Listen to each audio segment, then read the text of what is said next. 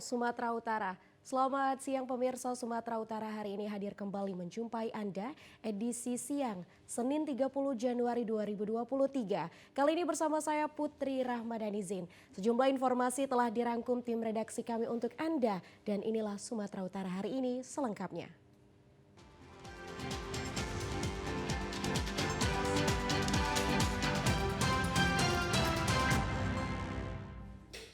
Pemirsa, diawali di informasi pertama, Rumah Sakit Daerah Kumpulan Panik Kota Tebing Tinggi telah menjalankan program UHC atau Universal Health Coverage dan program pelayanan kesehatan lintas batas daerah seperti Serdang Bedagai dan daerah yang berbatasan langsung dengan Kota Tebing Tinggi. Hal tersebut disampaikan Direktur Rumah Sakit Kumpulan Pane Dr. Irwansyah melalui Kepala Bidang Pelayanan Dr. Gigi Lili. Pada prinsipnya Rumah Sakit Daerah Kota Tebing Tinggi telah menjalankan program Universal Health Coverage, suatu konsep reformasi pelayanan kesehatan yang mencakup beberapa aspek antara lain aksesibilitas dan kuitas pelayanan kesehatan. Pelayanan kesehatan yang berkualitas serta mengurangi keterbatasan finansial dalam mendapatkan pelayanan kesehatan bagi setiap pasien yang butuh penanganan medis di rumah sakit tersebut. Selain itu, Rumah Sakit Kumpulan Pane Kota Tebing Tinggi juga melayani pelayanan kesehatan lintas batas daerah seperti Kabupaten Serdang Bedagai. Jika pasien masuk ditangani di instalasi gawat darurat, tidak perlu khawatir atas beban biaya yang akan ditanggung pasien. Karena saat ini pihak rumah sakit bersama dengan Dinas Kesehatan Kabupaten Sergai sudah melakukan MOU dan ditanggung dana talangan BPJS Kesehatan Provinsi Sumatera Utara. Kepala Dinas Kesehatan Sergai Selamat Hartono sangat menyambut baik kerjasama tersebut, di mana Kecamatan Sergai berdekatan dengan Kota Tebing Tinggi, seperti Kecamatan Bandar Khalipah, Dolok Masihul, Tebing Syah Bandar, Bintang Bayu, dan juga Sipispis. Dengan adanya MOU ini membantu warga Sergai untuk mendapatkan pelayanan cepat dan juga tepat. Karena sudah UHC, jadi biasanya melengkapi berkas, nanti dari Dinas Kesehatan bisa langsung berkoordinasi dengan BPJS, bisa langsung aktif. Ataupun pakai dana talangan dari provinsi, kita sudah ada MOU, per awal Januari sudah MOU dengan Dinas Kesehatan Provinsi. Jadi bagi pasien yang tidak mempunyai kartu BPJS sama sekali, tapi dia mempunyai KTP dan KK yang online, itu bisa kita cover melalui dana talangan provinsi. Pemirsa, Rumah Sakit Umum Pusat Haji Adam Malik melayani vaksinasi booster kedua COVID-19 untuk usia 18 tahun ke atas. Antusias masyarakat dalam vaksinasi COVID-19 masih terlihat sangat tinggi. Hal itu terlihat pada sejumlah masyarakat yang ikut vaksinasi COVID-19 di Rumah Sakit Umum Pusat Haji Adam Malik Jalan Bungalau Medan, Sumatera Utara kemarin. Meski pemerintah Indonesia telah mencabut pemberlakuan pembatasan kegiatan masyarakat, ancaman resiko penularan masih bisa terjadi. Mencegah kemungkinan terjadinya lonjakan kasus baru virus COVID-19, masyarakat dianjurkan untuk mengikuti program vaksinasi booster kedua. Mendukung pelaksanaan program tersebut, Rumah Sakit Umum Pusat Haji Adam Malik Medan sejak tanggal 26 Januari 2023 telah melayani masyarakat umum yang akan melaksanakan vaksinasi 1 dan 2 usia 12 tahun ke atas. Selain itu juga melayani vaksinasi booster 1 dan 2 usia 18 tahun ke atas. Pelayanan vaksinasi ini akan berlangsung setiap hari kerja dari pukul 8 pagi hingga pukul 1 siang. Ketua Tim Vaksinasi COVID-19 Rumah Sakit Umum Pusat Haji Adam Malik, Dr. Zurial mengatakan antusias masyarakat masih cukup tinggi. Itu sepertinya antusias masyarakat cukup baik, di mana pada hari pertama saja tanggal 26 sudah ada 67 orang yang ikut vaksinasi, dan hari ini hari kedua tanggal 27 ada 56 peserta. Kemudian vaksin yang disediakan untuk kami itu ada 40 vial, di mana 40 vial itu bisa untuk 480 Pemerintah menghimbau kepada masyarakat untuk tetap mengikuti vaksinasi booster guna meningkatkan kekebalan bersama dan juga sebagai pertahanan pertama dalam menghadapi varian baru dari COVID-19. Pemirsa, informasi lainnya datang berawal dari seorang tukang parkir kini berprofesi sebagai pejuang aspirasi. Berkat kegigihannya, Antonius Tumanggor, anggota DPRD Medan Politis Partai Nasdem, menuangkan perjuangannya dalam sebuah buku berjudul Hidup dan Karya Mas Antonius Devolis Tumanggor. Kepada media, Antonius pada peluncuran bukunya di Gedung Katolik Center, Jalan Mataram Medan kemarin menjelaskan buku ini sebenarnya ingin memotivasi setiap orang, khususnya para pemuda untuk berusaha. Meski dalam usaha tersebut ada kegagalan, namun anggaplah kesuksesan yang tertunda. Sehingga kita memacu lagi untuk berusaha dan memperbaiki hingga memperoleh keberhasilan. Antonius juga bercerita untuk akhirnya sampai duduk sebagai pejuang aspirasi rakyat di DPRD Medan. Selain doa dan dukungan dari istri beserta keluarga, banyak tidak mudah seperti membalikan telapak tangan. Antonius yang akrab disapa Antum ini pun menyebut dirinya pernah menjadi penjual kopi dan juga tukang parkir semasa kuliah dulu. Namun dengan usaha, doa, semangat, dan dukungan keluarga dan juga masyarakat, akhirnya ia maju dan terpilih menjadi anggota DPRD Medan periode 2019-2024. Setelah terpilih dan duduk di parlemen sebagai pejuang aspirasi, Antum pun menyebut bahwa ia tidak sekedar duduk dan mengikuti rapat, namun turun ke daerah pemilihan melihat serta mendengar aspirasi warga.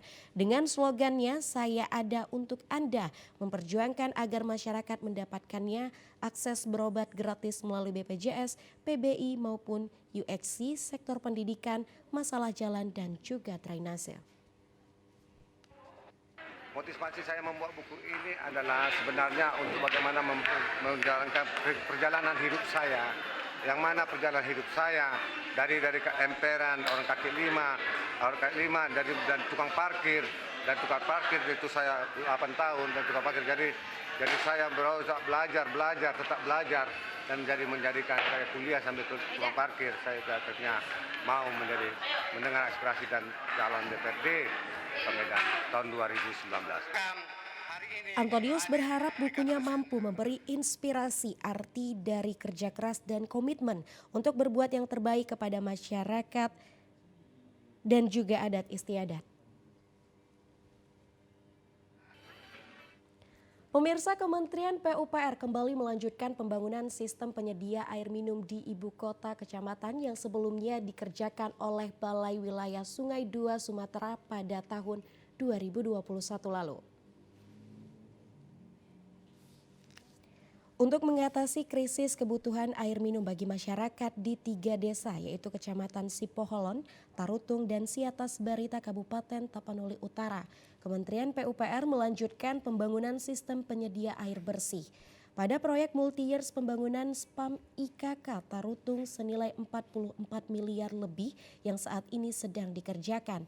Ditargetkan pada September tahun 2023 ini akan selesai dikerjakan untuk mengatasi krisis kebutuhan air minum bagi masyarakat di 3 kecamatan tersebut.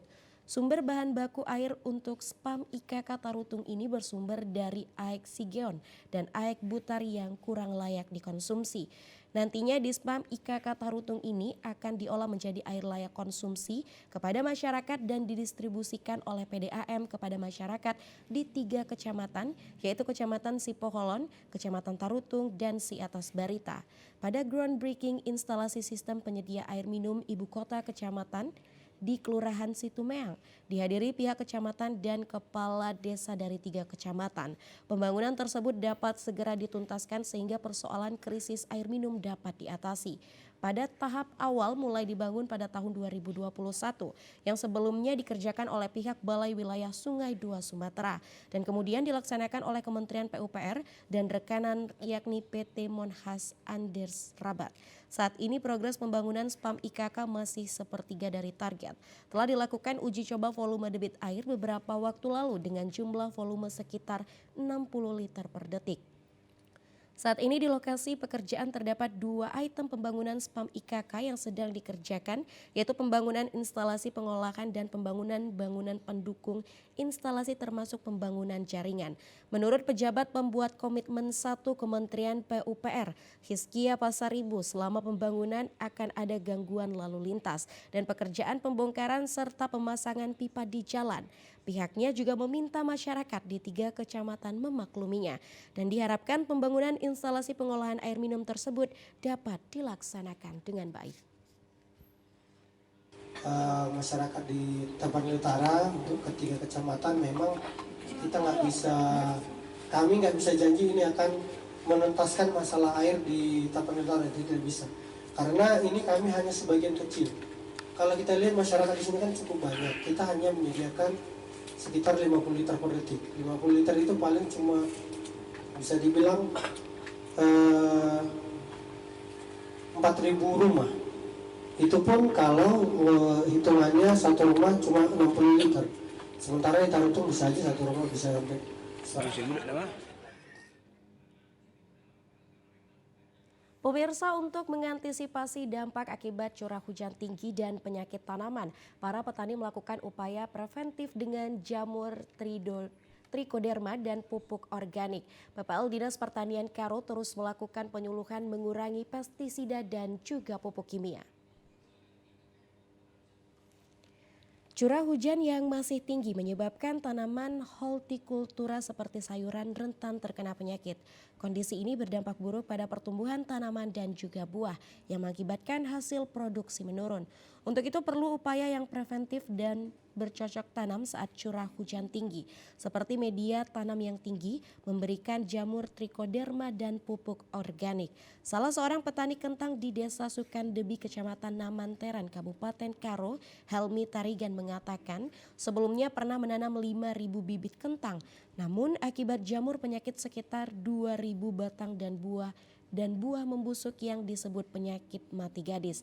Sejak tahun 2020 lalu sesuai arahan dari PPL Dinas Pertanian Kabupaten Karo, para petani menguji coba jamur Trichoderma dan hasil panen sangat baik.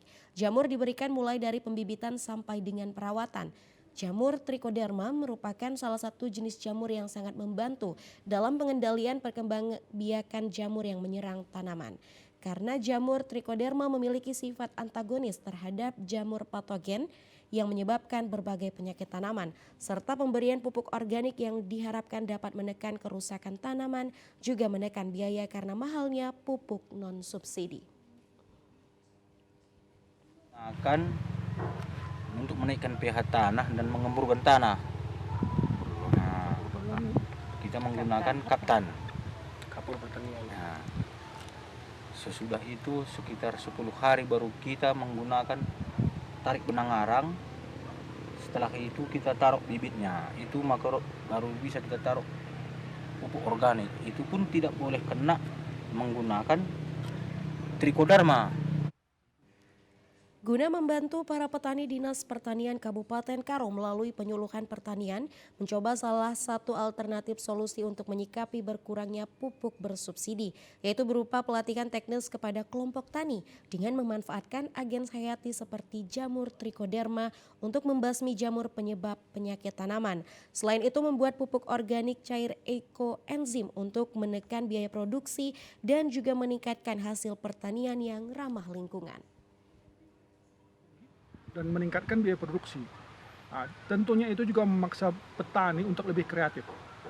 Karena yang kita sampaikan tadi, pelatihan-pelatihan tadi seperti jamur, bakteri yang sifatnya anti patogen, anti terhadap hama penyakit itu meningkatkan daya tahan tubuh. Itu semuanya pada akhirnya meningkatkan daya tahan dari tanaman itu sendiri.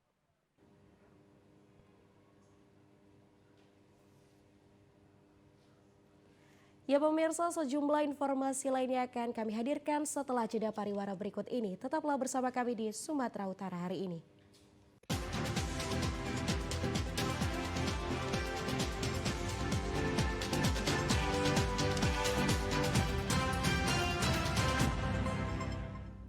Terima kasih Anda masih bersama kami di Sumatera Utara hari ini.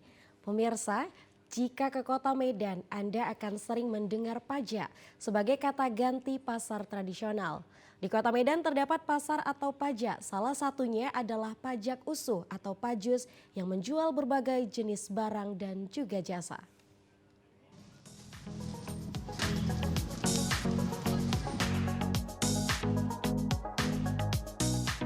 Pajus berada di Jalan Jamin Ginting Pajus berada di Jalan Jamin Ginting, Padang Bulan, Medan. Lokasinya dekat dengan Universitas Sumatera Utara yang biasa diasumsikan masyarakat singkatan dari pajak usuh. Pajus memiliki luas 4.000 meter persegi, di mana kios-kios tempat berjualan terbuat dari beton dengan ukuran rata-rata 5 x 3 meter. Untuk memperlancar transaksi pedagang dengan pembeli, tempat ini juga didukung berbagai macam fasilitas seperti 2 unit mesin ATM, toilet, musola, dan tempat parkiran. Kelengkapan fasilitas tersebut juga menjadi salah satu yang menarik minat pengunjung untuk datang ke Pajus. Pengelola pajak usuh Edwin Rinaldo mengatakan setiap tahun Pajus semakin maju dan bertumbuh. Meski sempat menurun akibat pandemi COVID-19, namun saat ini sudah kembali bangkit dan antusias masyarakat juga semakin tinggi untuk berkunjung dan berbelanja. Selain menjual barang-barang kebutuhan masyarakat, Pajus juga dijadikan anak-anak muda Kota Medan sebagai tempat nongkrong sambil menikmati aneka kuliner yang tersedia. Jadi Pajus ini sendiri berdiri 2010, berawal dari kebakaran di dalam Pajus. Waktu itu Pajus itu di dalam Pajus, makanya namanya di dalam usuh, makanya namanya Pajus, pajak usuh. Dia berada di dalam usuh, kemudian terbakar pada tahun 2010, itu di bulan Oktober. Kita pindahkan keluar pada masa itu, berdirilah pasar yang sekarang ini. Jadi di areal ini berdiri ratusan toko yang bisa menampung mungkinnya 500-an lebih para pelaku UMKM yang memang pada saat ini Pajus ini terkenal dengan pasar murah.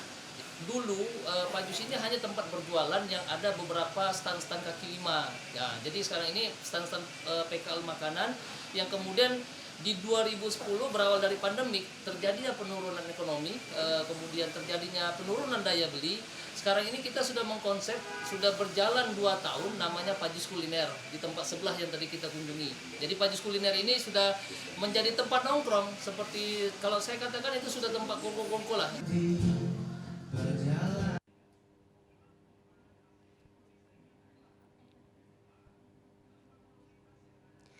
Pemirsa, jika Anda melintas di kota Tanjung Pura, Kabupaten Langkat, Anda akan menemukan makanan sejenis dodol yang unik. Di sekitar Jalan Sumatera, tepatnya di Desa Payaperupuk, keunikan tersebut karena dodol yang dibungkus seperti bentuk pocong, mulai dari ukuran kecil hingga ukuran besar. Mendengar namanya pasti Anda merasakan takut. Namun itu hanya sebutan saja karena dodol tersebut dibungkus dengan pelepah pinang yang biasanya disebut orang dengan upeh pinang yang berwarna putih. Isi dodol ini sama saja seperti dodol pada umumnya.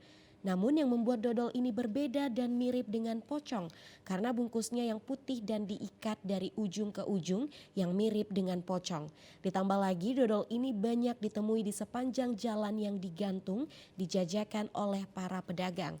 Cara membuat dodol tersebut prosesnya sama seperti membuat dodol pada umumnya dengan bahan tepung terigu, pulut, gula merah asli dan juga santan secukupnya.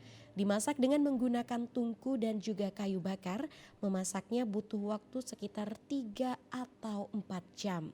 Rasa dodol pocong ini berbagai macam, ada rasa pandan, durian dan juga wijen.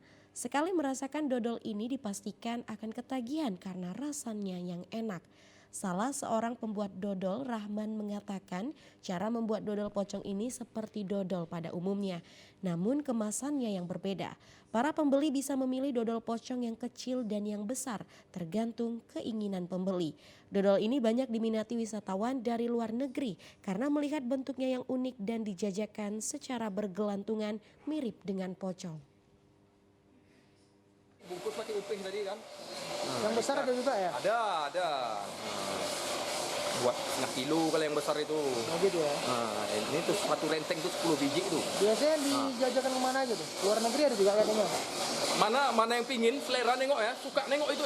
Gitu ya. Aneh ke tengoknya tuh, udah lupih tuh kan. Lupih. Apa ini orang tuh tak tahu itu pembungkusnya apa kata dia bilang. Oh, gitu.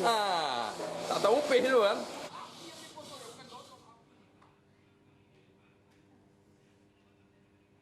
Pemirsa, informasi lainnya datang dari Komite Olahraga Militer Kodam 1 Bukit Barisan menargetkan meraih 3 emas pada pertandingan tenis meja Pekan Olahraga Nasional tahun 2024 yang akan dilaksanakan di Provinsi Sumatera Utara dan Aceh. Menyongsong event besar PON ke-21, Kodam 1 Bukit Barisan menggelar turnamen tenis meja memperebutkan Piala Pangdam 1 Bukit Barisan di Gor Angsapura Jalan AR Hakim Medan. Turnamen yang diikuti 389 atlet tenis meja dari 4 provinsi ini berlangsung pada tanggal 28 Januari 2023 dan berakhir kemarin malam ditutup Kasdam 1 Bukit Barisan Brigjen TNI Rifki Nawawi. Pada kejuaraan tenis meja Piala Pangdam 1 Bukit Barisan sebagai juara pertama untuk kategori pelajar putra-putri diraih Agung Febrian Matondang dari SMA Negeri 1 Air Joman. Kategori tunggal putri bebas diraih Sylvia Warsono dari PTM MD 79. Untuk putra diraih Bima Abdi Negara dari PT MSI Sumatera Utara. Sedangkan kategori ganda putra 100 tahun juara 1 diraih Asep Salman Al-Farisi dan juga Sugianto dari PTM Angsapura. Pangdam 1 Bukit Barisan dalam sambutannya dibacakan Kasdam Brigjen TNI Rifki Nawawi mengatakan untuk mencapai prestasi tertinggi tidak bisa dilakukan secara instan. Dibutuhkan waktu yang panjang, latihan keras, terarah dan terukur dengan perencanaan yang matang.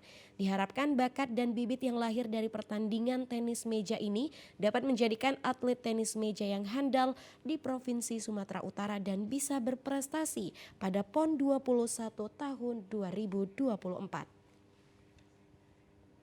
Kejuaraan tenis meja Piala Pangdam 1 Bukit Barisan ini dilaksanakan selama 2 hari. Tujuannya untuk mencari bibit-bibit dan juga melatih para atlet untuk bisa bertanding, mental mereka untuk bertanding.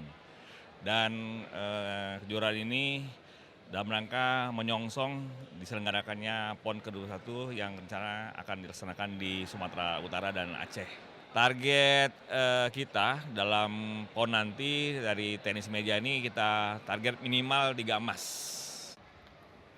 Melalui turnamen tenis meja ini, Pangdam 1 Bukit Barisan berharap olahraga tenis meja semakin berkembang dan juga diminati di tanah air, khususnya di Sumatera Utara, serta akan lahir bibit atlet yang mampu mengukur prestasi di tingkat nasional maupun internasional. Pemirsa, informasi kawasan Kota Tua Medan akan kami hadirkan setelah jeda pariwara berikut ini. Tetaplah bersama kami di Sumatera Utara hari ini.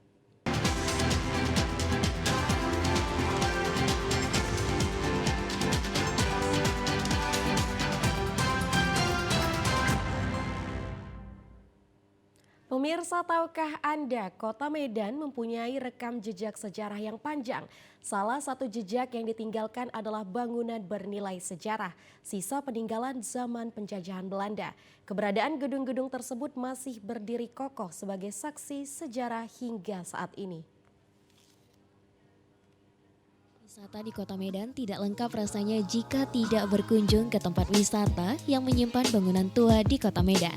Ada beberapa bangunan tua yang menjadi ikon Kota Medan, di antaranya Istana Maimun yang merupakan kombinasi dari pengaruh gaya bangunan Belanda, India, Italia, Melayu, dan Spanyol. Istana Maimun merupakan istana kerajaan di Sumatera Utara yang telah ada pada tahun 1891 yang dibangun Raja Sultan Makmun Al-Rashid.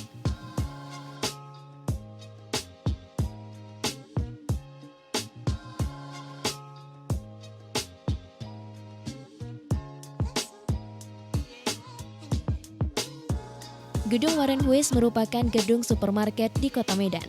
Dibangun pada tahun 1916 oleh arsitek kebangsaan Jerman dan diresmikan pada tahun 1919 oleh Daniel Baron Mackay yang merupakan wali kota Medan pertama di Medan.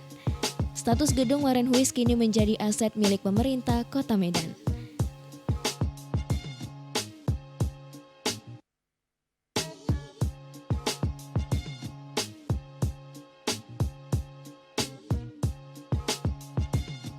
Kantor Pos Kota Medan juga masuk dalam daftar bangunan tua yang memiliki nilai sejarah karena keunikan gedungnya. Kantor Pos Kota Medan yang dibangun pada tahun 1911 kini beralih fungsi menjadi pos blok, tempat berkumpulnya para pelaku UMKM di Kota Medan. Namun tidak menghilangkan fungsi sebagai tempat pengiriman surat dan barang.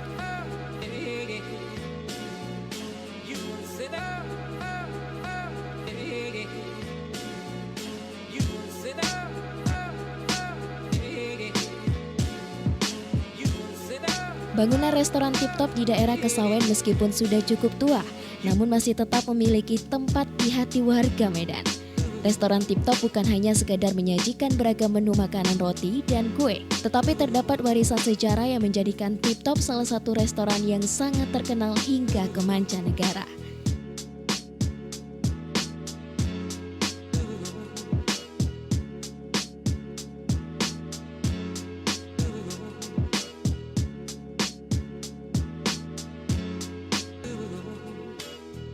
Gedung London Sumatera yang berada di inti Kota Medan merupakan bangunan peninggalan sejarah kolonial Belanda. Gedung ini dibangun dengan 5 lantai dan di seluruh bagian gedungnya berwarna putih. Gedung ini dibangun dengan konsep arsitektur gaya Eropa dan gaya rumah seperti yang ada di London pada abad ke-18 dan ke-19.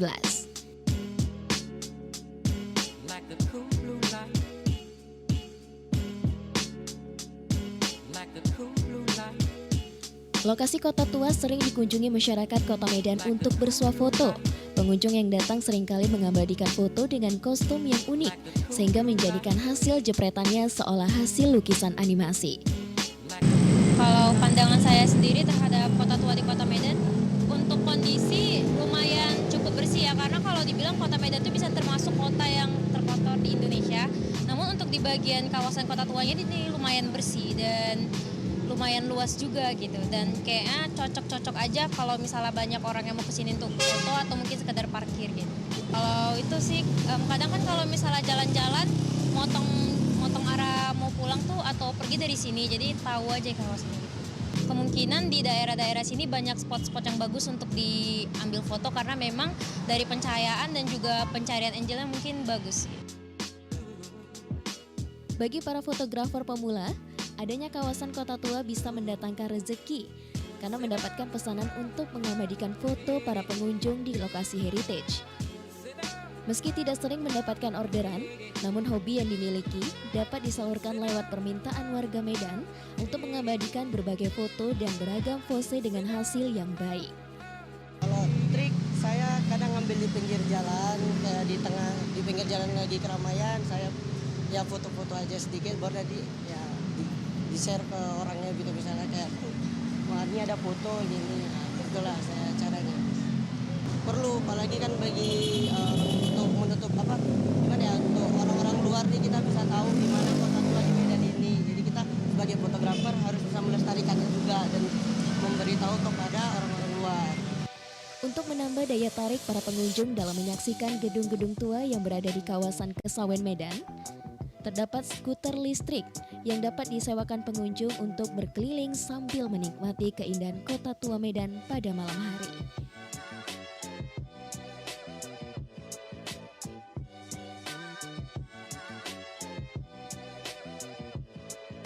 Untuk memanjakan pengunjung di kawasan kota tua saat ini terdapat berbagai tempat tongkrongan sambil menikmati aneka kuliner yang sering disebut angkringan kota tua. Berbagai angkringan ini dapat dijumpai warga Medan pada malam hari, karena sejumlah bangunan tua ini jika pada siang hari masih digunakan pemilik untuk berusaha. Salah satu angkringan yang paling banyak dikunjungi adalah angkringan atau lesehan ditempatkan di depan teras ruko. Meski tidak terlalu lebar, namun penataan meja dan karpet tempat duduk menjadi penarik bagi warga untuk menikmati indahnya suasana malam sekaligus menikmati aneka kuliner yang tersedia. Pengunjung yang datang ke angkringan kebanyakan anak muda, menikmati suasana angkringan sambil menikmati aneka hidangan kuliner yang tersedia. Para pengunjung mengaku makanan yang ditawarkan sangat cocok dengan lidah warga Medan, sekaligus harganya yang sangat kompetitif. Kalau menurut saya sih angkringan ya karena unik gitu. Soalnya anak muda lebih gampang aja gitu untuk cari-cari tempat nongkrongnya, untuk mengembangkan pendapatnya atau yang lain-lainnya. Pengelola angkringan Kota Tua Medan mengaku angkringan yang terdapat pada kawasan Heritage Kota Medan memiliki konsep seperti angkringan yang ada di Jawa. Namun makanan yang tersedia sesuai dengan keinginan kaum milenial Kota Medan. Pengelola mengaku khusus untuk weekend, omset penjualan angkringan sangat besar karena jumlah anak muda cukup banyak yang datang ke kawasan Kota Tua. Konsepnya seperti biasa, Bang. Cuma agak berbeda aja kan, kita punya kawasan, Kota Medan punya kawasan Heritage, jadi di samping ada kawasan Kota Tua Heritage, kita buka angkringan, jadi ada khususnya dia, Bang. Alhamdulillah sangat efektif, Pak. Apalagi sekarang ini terus terang pemerintahnya selalu mendukung yang namanya program UMKM di Kota Medan tuh selalu mendukung. Jadi saya juga sangat bersyukur kepada orang pemerintahan bahwasanya kalau bisa dikembangkan Pak UMKM di Kota Medan ini. Warga Kota Medan merasa bangga dengan Kota Tua karena dapat dimanfaatkan sebagai tempat berusaha dan menciptakan lapangan kerja baru bagi masyarakat Medan. Semoga kawasan Kota Tua Medan tetap dilestarikan dan menjadi cagar budaya yang bermanfaat untuk generasi yang akan datang.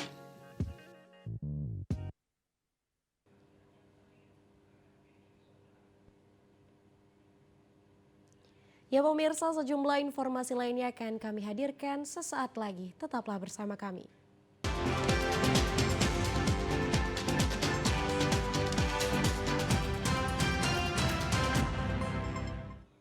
Ya pemirsa, kini saatnya kita ikuti berita lintas Andalas.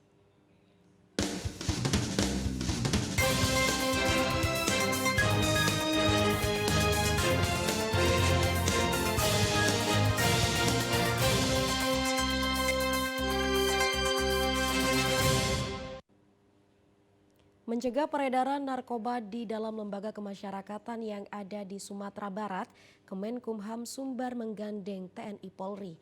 Kedepannya, satuan dari TNI Polri akan menyambangi lapas dan juga rutan setiap harinya untuk memperketat pengawasan dan juga pengamanan. Kantor Wilayah Kemenkumham Sumatera Barat berkomitmen akan memberantas dan memerangi dugaan adanya peredaran narkoba di dalam lembaga pemasyarakatan yang ada di wilayah Sumatera Barat.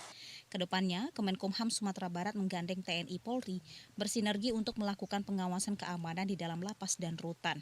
Setiap hari satuan dari TNI Polri akan menyambangi lapas dan rutan di wilayah kerjanya untuk bersama-sama melakukan pemeriksaan di dalam lapas dari barang-barang yang terlarang masuk ke dalam.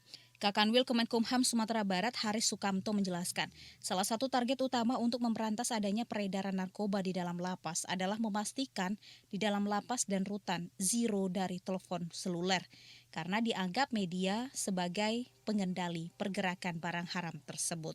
Sementara itu Haris juga menekankan kepada jajarannya untuk tidak ikut dalam jaringan peredaran narkoba di dalam lapas. Bagi personil yang kedapatan ikut membantu peredaran narkoba akan ditindak tegas sesuai aturan yang berlaku. Sekarang ini budaya sambang dari teman-teman Polda tiap sore datang ke lapas rutan.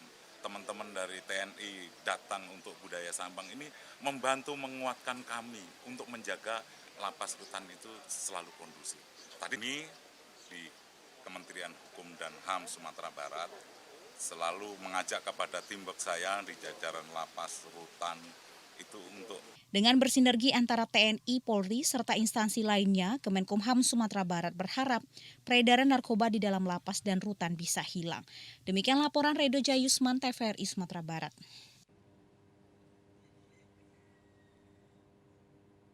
Pemirsa, badai disertai gelombang tinggi yang tengah melanda perairan Laut Pariaman menyebabkan nelayan tidak pergi melaut sejak 3 hari kemarin. Beginilah kondisi Laut Pariaman saat ini. Terlihat badai disertai gelombang tinggi tengah melanda. Kondisi ini membuat nelayan tidak berani pergi melaut karena berisiko dan khawatir mengancam keselamatan mereka.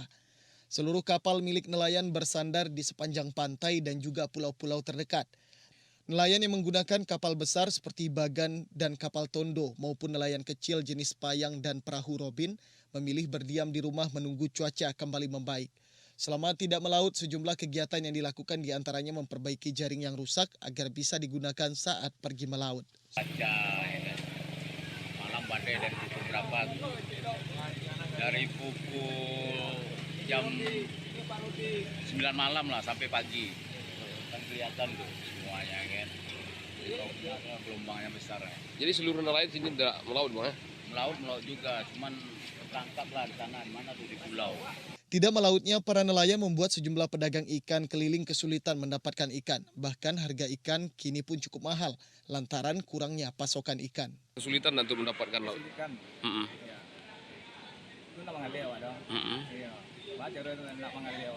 Sudah berapa hari itu, Pak? 2 hari. 2 hari, Pak ya. Oh, biasa. Sementara itu, Badan Penanggulangan Bencana Daerah Kota Pariaman menghimbau masyarakat agar selalu mewaspadai bencana yang bisa terjadi kapan saja. Terutama masyarakat nelayan dihimbau agar selalu mewaspadai kondisi cuaca untuk mengantisipasi hal yang tidak diinginkan. Dari Kota Pariaman, demikian laporan Abdul Syaril, TVRI Sumatera Barat. Pemirsa, warga di Kecamatan Darul Makmur Nagan Raya mulai mengembangkan pertanian porang. Tanaman ini dinilai lebih ekonomis dibandingkan sawit dan tanaman perkebunan lainnya.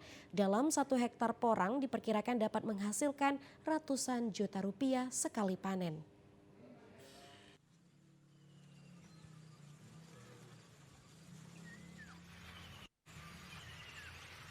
Mulai tanaman porang di lahan miliknya seluas 1 hektar. Lahan ini awalnya merupakan kebun sawit yang direplanting untuk ditanam porang. Meski belum cukup dikenal oleh masyarakat, porang merupakan umbi-umbian yang memiliki harga yang cukup tinggi. Biasanya dalam 1 kilogramnya dijual seharga Rp10.000 sehingga sangat bernilai ekonomis jika dibudidayakan. Menurut Samianto, lahan di Kecamatan Darul Makmur sangat subur sehingga sangat cocok untuk mengembangkan tanaman porang.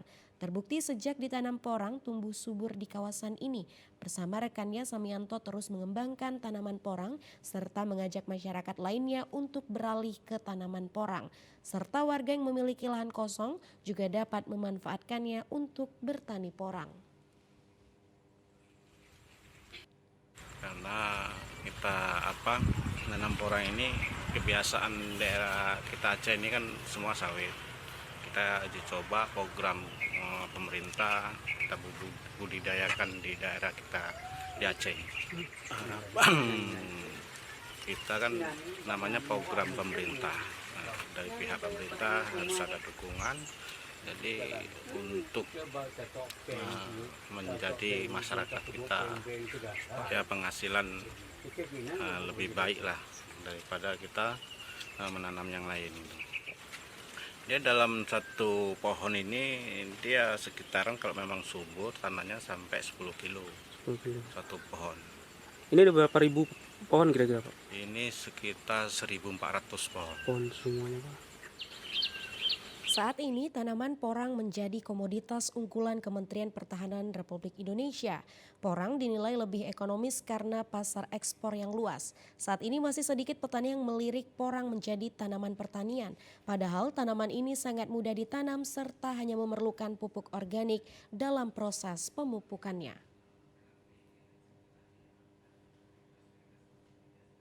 Ruang terbuka hijau atau RTH Tanam Pala Indah kini menjadi tempat favorit warga untuk bersantai bersama keluarga di saat hari libur di Kota Tapak Tuan. Ruang terbuka hijau atau RTH Taman Pala Indah kini menjadi tempat favorit warga untuk bersantai bersama keluarga di saat hari libur. Tidak hanya tempat bersantai, ruang terbuka hijau ini juga menyediakan taman bermain anak-anak sembari menikmati sejumlah kuliner yang disediakan di lokasi RTH Taman Pala Indah Tapak Tuan. Tidak hanya itu, tempat RTH ini juga sering dijadikan tempat pertunjukan kesenian budaya seperti penampilan tarian daerah bagi warga Tapak Tuan. Salah seorang pengunjung, Suhelmi, mengatakan kehadiran ruang terbuka hijau ini sangat bermanfaat untuk masyarakat Tapak Tuan. Selain tempat rekreasi, juga menjadi tempat edukasi baik pendidikan maupun tempat pertunjukan kesenian budaya. Ini ini manfaat keberadaan ruang terbuka hijau bagi masyarakat ini bagaimana? Kalau ruang terbuka hijau bagi masyarakat Tapak Tuan khususnya Aceh Selatan sudah lumayan baik ya, bagus, kondisinya lumayan bagus. Terus fungsinya terhadap masyarakat selain sebagai tempat bermain, tempat santai, tempat edukasi pendidikan anak-anak sekolah juga sering di sini. Bagus lah dampaknya terhadap masyarakat. Fasilitasnya gimana Pak? Dengan fasilitas yang ada di sini sangat mendukung atau bagaimana? Fasilitasnya untuk sementara kalau kita lihat sudah mendukung. Mungkin butuh penambahan lagi seperti ini musala ya. Tempat kalau perlu kamar mandi lagi kan ada, lebih bagus.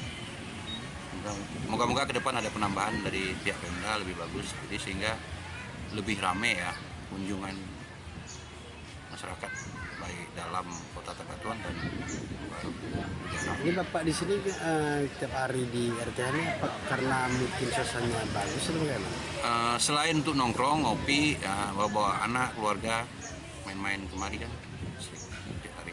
Jadi biasanya masyarakat ke sini ngapain aja nih? Masyarakat yang ke RTH ini biasanya ngapain saja mereka? Masyarakat ke RTH ini rata-rata biasa selain untuk santai, ngopi, gabung nongkrong-nongkrong, terus main-main berserta keluarga, anak-anak. Apalagi Sabtu Minggu pagi itu lebih ramai. Orang-orang jogging, keluarga, anak-anak ramai. Selain ya pemandangannya, untuk mancing, untuk apa, laut. Karena dekat dengan laut. Ya, dekat laut itu bagus. Dengan adanya RTH ini diharapkan dapat menjadi salah satu sarana dalam membentuk interaksi sosial masyarakat Kota Tapak Tuan. Kehadiran RTH ini merupakan salah satu kebutuhan vital yang harus terpenuhi di kawasan perkotaan agar kelestarian dan keseimbangan ekosistem perkotaan, dan kehadiran RTH ini memiliki fungsi ekologis dan sosial yang cukup tinggi. Kepala Dinas Lingkungan Hidup Mas Rizal mengatakan untuk luas ruang terbuka hijau di Aceh Selatan dengan luas keseluruhan mencapai 2,5 hektar ini diharapkan dapat menjadi tempat favorit bagi warga untuk bersantai bersama keluarga. Ya, kalau untuk ruang terbuka hijau Pala Indah, Pantai Laut Indah di Kabupaten Aceh Selatan, tepatnya di Kota Tapak Tuan ini luas seluruhnya itu 2,5 hektar ya, 2,5 hektar. Jadi di sini juga alhamdulillah sudah ada fasilitas tempat-tempat bermain anak, walaupun belum maksimal, tapi sudah relatif mencukupi. Kemudian juga itu sudah disiapkan dalam rangka penataan jualan-jualan yang ada. Dinas Disperindakop telah mengintervensi dengan membangun pujasera ya, satu tempat. Kemudian di ujung barat di sana, di ujung timur ya, itu juga sudah ada yang disiapkan oleh Dinas Perikanan dan Dinas Kelautan dan Perikanan terkait dengan tempat kuliner ya, pusat kuliner. Nanti semua yang masih ada di tempat ini yang masih belum ditata, belum diatur, itu akan kita tempatkan di 2 tempat ini. Sehingga kita akan lebih indah. Ini untuk fasilitas seperti tempat ibadah sendiri apakah sudah? Ya, ini syukur alhamdulillah pemerintah Kabupaten Aceh Selatan ya telah mengoperasionalkan ya, mengfungsionalkan Masjid Apung. Ini masih dalam wilayah ruang terbuka hijau Taman Pala Indah ini. Jadi sekarang setiap waktu sholat sudah bisa kita sholat di situ secara berjamaah. Sudah ada imamnya dan seterusnya. Jadi kita sudah tidak ada kendala lagi dengan tempat sholat di. Untuk kebersihan sendiri apakah terjaga nih? Ya, untuk kebersihan di sini di 2,5 hektar ini kita tempatkan 12 orang yang setiap harinya itu membersihkan, menyapu, bahkan ini dalam minggu ini karena lagi musim beberapa tanaman ini masih gugur, itu ada intensitas menyapunya itu kadang-kadang ada juga yang sebagian yang sore begitu ya. Tapi juga ada sebagian yang sedang melakukan pemangkasan, ada pohon-pohon yang begitu tinggi saat ini.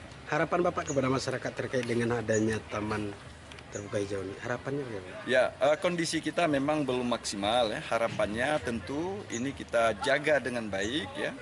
Ya, tanaman-tanaman yang ada di sini harus kita rawat, tidak membuang sampah sembarangan, buanglah sampah pada tempat-tempat yang telah disediakan.